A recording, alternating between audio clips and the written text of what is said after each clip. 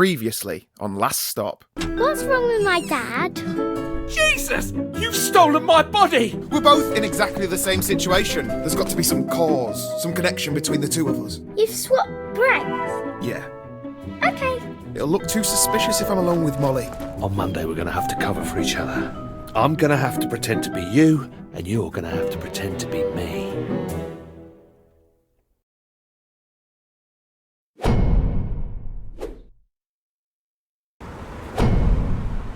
So what's the plan? The only way this is going to work is if we imitate each other exactly. It's got to be perfect, right? So good that even my own mother wouldn't know the difference. I think the fact that I look exactly like you takes care of that. Let him finish. This sounds fun. First order of business, 7:30am, run with Amy. Amy's got a mind like clockwork. She is a stickler for punctuality. If you're even a minute late, she'll suspect something's up. Right. And if I am, she'd automatically think I'm an imposter. You don't know Amy. Jack loves Amy. I do not. Look, Jack, if you don't want me to be late, we better crack on. Let's review the itinerary. 7:30am, run with Amy. 7:50, visit coffee shop. 7:52, order skinny caramel macchiato, no foam. 7:53, consume beverage. 7:55, fall asleep on train track. 8:15, buy Molly a new mobile phone. Okay, now he's messing around.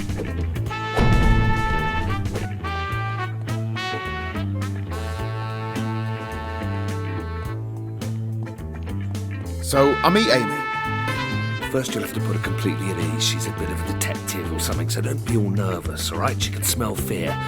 Just be super casual. Okay. So I just go up to her and say, "Hey up, Chuck." Pardon? Dad, no. Try and bring it into the 21st century, yeah? Look, just distract her somehow. Talk about something she loves. We're out of cereal. Sorry. I finished it off last night. I'll pick something up later, yeah? Focus. Look, Amy's a big theatre nerd. She can talk for hours about various plays she's into. It's incredibly boring. She's also been saying she fancies a holiday. Distract her with that. Holiday, theatre, got it. So, that's Shakespeare. He's a bit good, isn't he? What was the deal with that pisshead the other day? How come you're hanging out with fat middle-aged blokes? He was just having a rough day, that's all. Why do you think he looks like a pisshead? So are we going for this run or what? I always think of him as meat and potatoes. You know, no fuss. Some people say that's a rare quality. I feel great. I've not been able to run like this in years. You spent enough time on the treadmill. That was great. I feel fantastic. So, when can we do this again? What's going on with you? You all right? Sorry, I don't know what came over me. Call you tomorrow? No, it's fine. I'll call you. Take care of yourself, okay, Jack? We better get our story straight for Shaz. Shaz is great. You're going to love her. Hang on, what do you mean story? Well, to avoid suspicion yesterday, I had to make up a cover story on the spot, and I told her that we're related. Huh? Welcome to the family, Jack.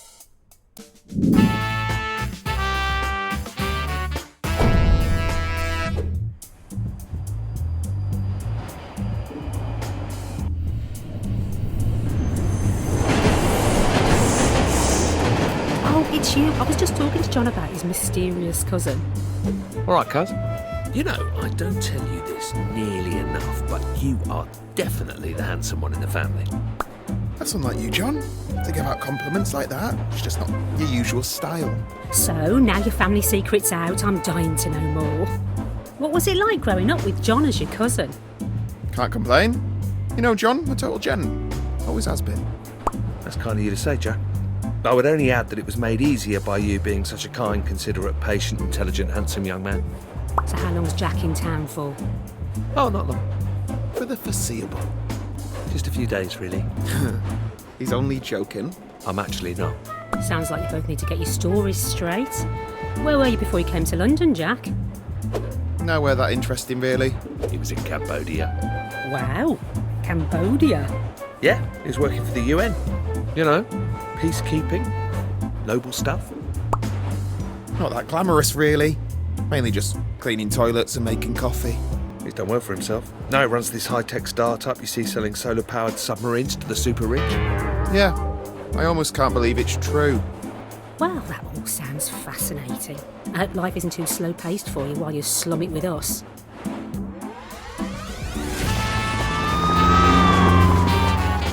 Well, I'm going to head off, John. It'll be too late. Cheerio. See you later. She's nice.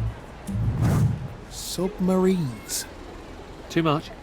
So what is it that you do for a job anyway? Are you a taxidermist? A taxidermist? No, I'm a creative. I work in design. I'm an artist. Taxidermists are people who take animals and pull out their insides and make them stand up and things. It's awesome. And what does a creative do when he's at home? Sounds made up. I'm a software artist. You know, video games. That's so cool. Yeah, thanks. Yeah, not traditional games like shooters or RPGs or free-to-play stuff. My team makes empathy games. It's art, really. You know, games which say something about the human condition. Cutting-edge stuff. Human condition. Yeah. Okay. I played this game where you had to run really fast over a road. Only I didn't, and I got hit by a train. I died. There's one we have at work on a screensaver where you navigate through a maze. Did you do that one? No. That wasn't me. Did you make that one with the train? No? No, I didn't. Sorry. You should have been a taxidermist.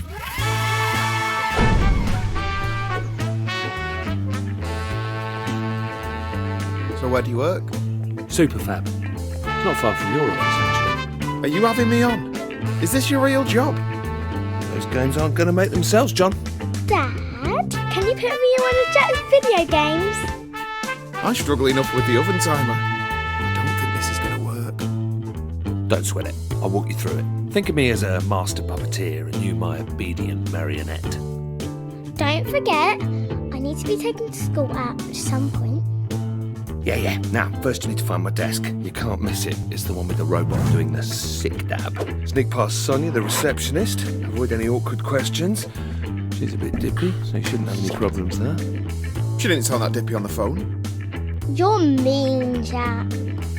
How old are you, anyway? 8.5. Good age? Why? Dunno.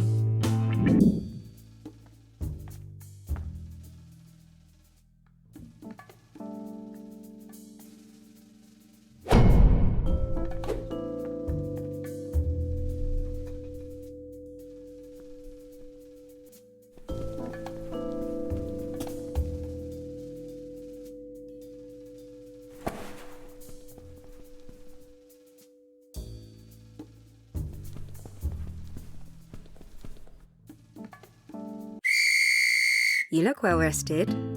Well, what do you mean? I was actually ill, you know. Someone's a bit touchy this morning. Get in there, Jack, my son. Good morning! Derek's in a good mood. Who the hell was that?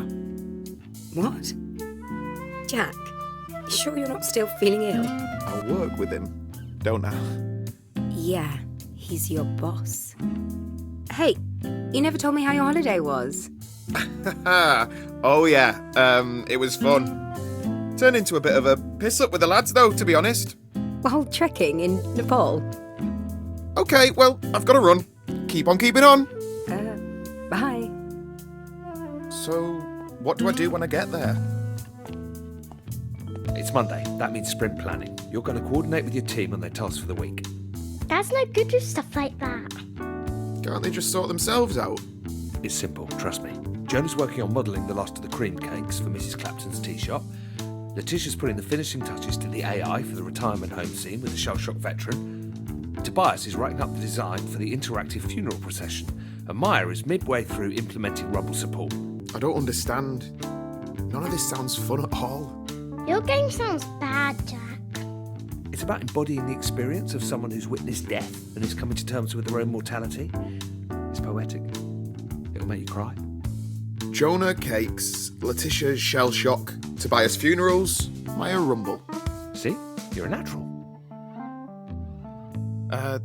Hello. Good weekends, everyone? Get up to anything interesting? No. Okay, let's see. So I'm supposed to go around everyone and check what you're all working on. So, Jonah, you are modelling cream cakes, aren't you? I'll take the silence as an agreement. Okay, Letitia, are you rumbling? By the way, feel free to step in if I get anything wrong. No? All right, then. Okay, Tobias, are you rumbling? Actually, I'm not sure that's right. And finally, Maya. Are you doing the IA? The AI? One of them. Sorry, I'm not sure that's quite right. Look, even I can tell this meeting is a bit pointless. You all know what you're up to, even if I don't. I guess what you're really looking for is a pep talk, isn't it? Some words of encouragement. I'm sorry. I thought I could do this, but none of this comes naturally to me. You all look like nice, bright people. You don't need to listen to an old fart like me. I'm sorry that I can't give you anything more inspiring. Maybe I'll just leave you with the advice that my dad gave to me on my 18th birthday. Keep your head down. Don't take unnecessary risks. Stay out of debt. Cheers. Come on, baby. Tell me now. Give me that Derek lovin'. Yes, yes, yes! Hey, yo!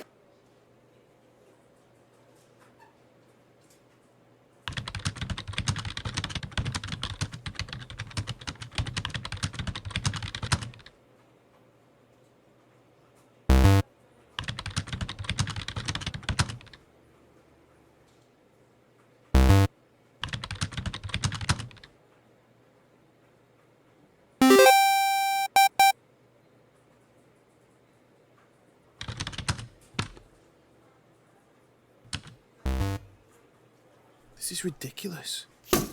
What the hell?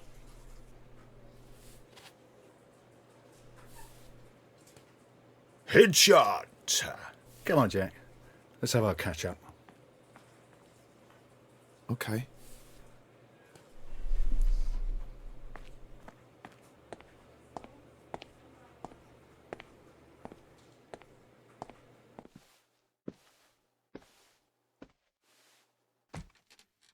Jack, I'm loving that TV series you recommended. Did you catch the latest episode? What did you think of the chapel scene? Oh, yeah. Yeah. Well, I'm glad you're enjoying it. That the Lord forgives, I do not bit, and then he pulled out the machine gun and was all... blew that bugger's chin clean off. Yeah, that was my favourite bit too. Jack, I'll cut right to it. Your team is doing fantastic work. Really outstanding. But the publisher's over next month. Surprise visit. You know how these things go. Is that bad? It'll be a shit show. I need you and your guys to crunch for the next few weeks. Obviously, we'll take care of pizzas, takeaway, whatever you guys need. You mean work overtime? It'll be good fun, won't it? The team hard at it, down in the trenches together. We'll keep any 7-day stints to a minimum, but if you could have your boys free up the next few weekends, that'd be great. Thanks, but no thanks. I've got plans. Sorry. Jack, the company expects it of you, and you don't want to let the others down. I mean, I'd love the overtime pay, don't get me wrong, but I can't give up that time right now. Overtime pay? You're getting a little off message, Jack. As a line manager, I need you to set an example. I'll set an example, all right. Bloody cheek. Don't raise your voice to me. I expect the team to pull together, to show some passion. Oh, really?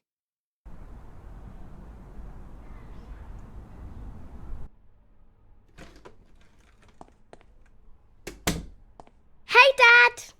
Jack's got something to tell you. Yeah, now before I go into details, it's important you know that a lot of your colleagues were really impressed with how I handled things today. Jack got fired. Tell me she's joking. No, I didn't get fired. Molly, don't tell your dad that. Okay, well, maybe I did get a little bit fired. Told you. Between you and me, I think that Clive fella overstepped his authority. I mean, I was just trying to give him some friendly advice. Oh, well, that's just perfect, isn't it, Jack? Great plan. Top drawer. Bloody brilliant. It's all good. We've still got my job, and no offence, but it pays better too. I'll sort your pay slip. Well... Uh-oh. Everything okay? Something go wrong? I've got something to tell you. Wait. What? You got fired as well? Pretty eventful day, right? This is not happening. What a nightmare. Oh, but it was all gravy when you lost my job. Do you two need some privacy? Very cute. Okay, that's it. I'm going to demolish a cheesecake. Who wants some? I want 2 slices. Hey, it's my figure you're ruining there. But yeah, I'll have a quarter. A quarter? You'll get what's left, mate.